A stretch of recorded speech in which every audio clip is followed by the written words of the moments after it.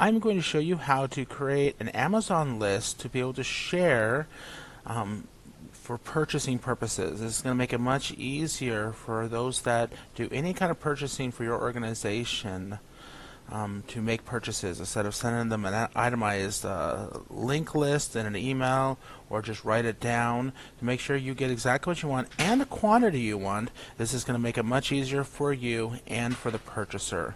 So what you need to do is you need to search for the items that you need. So I'm just going to click on, let's say we need some Post-its. So I'm going to find the item that I need, and instead of adding it to my cart or just copying the link, I'm going to come down here to Add a List, and I'm going to click the down arrow next to Add to a List. I'm going to create a new list, and you're going to give it a name. So I'm going to call this BHS Test List, and I'm going to click Create. And then you can go and close that, and then go ahead and keep searching for the items you need.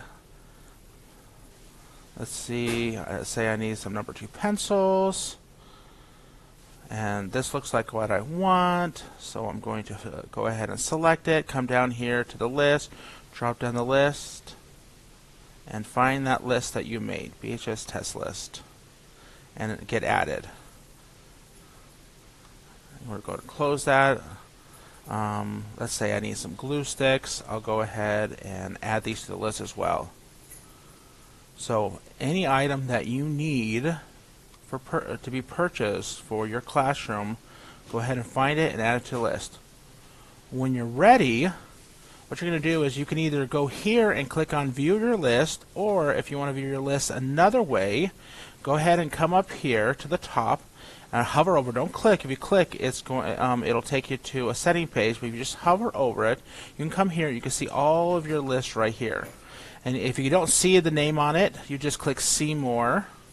Or if you see it, go ahead and click on it. I'm going to go ahead and click See More, so you can know how to look for it. And see your entire list right here. So go ahead and just click on your list.